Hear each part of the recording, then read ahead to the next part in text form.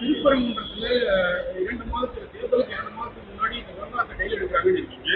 ஆனா தமிழகத்துல அயோத்தி அரசியலா அது எடுபடாத அவங்களுக்கு என்னன்னா, உங்களுக்கு தெரியும், பிஜேபி சாமி மதம் சாதி இது 3 தான் அரசியலாக வச்சுக்கிறோம்.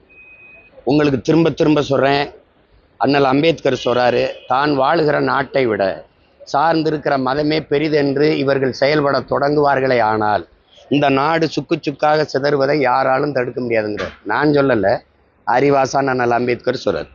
உங்களுக்கு திரும்ப நான் உங்களுக்கு பதிவு பண்ண விரும்புகிறேன், மக்களை பற்றி சிந்திக்காம, மக்களின் வாழ்க்கை தரத்தை மேம்படுத்துவது அவர்களின் நலனை பற்றி சிந்திக்காம, சாமி கடவுள் இந்த மாதிரி இந்த சாதி மதத்தை பற்றி சிந்திக்கிறவன் மக்களை பற்றி சிந்திக்க மாட்டான்.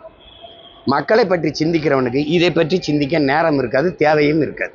இவர்களுக்கு மதம் சாதி இதை தான் சுற்றி சுற்றி வருவாங்க. சாமி அவங்க சாமியை பற்றி கவலைப்படுவாங்க, நான் வாழுகிற பூமியை பற்றி கவலைப்படுவோம். எங்களுக்கு அவங்களுக்கு இருக்கிற முரண் அதுதான். நீங்கள் மலையை வெட்டுங்க, கவலைப்பட மாட்டாங்க. இப்போ மலை மேலே விளக்கத்தை எவ்வளோ போராடுறீங்கள, பக்கத்தில் இருக்க மலையை வெட்டிட்டு போகும்போது ஏன் வரலை?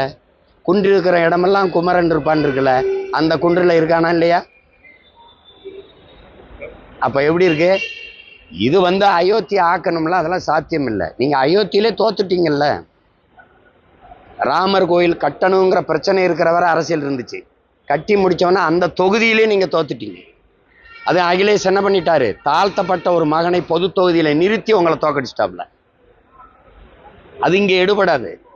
ஏன்னா இது ஏன்னு கேளுங்க, தமிழ் சமூகம் அறிவு சமூகம். என்னதான் இருந்தாலும் அது யோசிக்கும், சிந்திக்கும், இது எதுக்காக கொண்டு வரப்படுதுன்னு சிந்திக்கும்.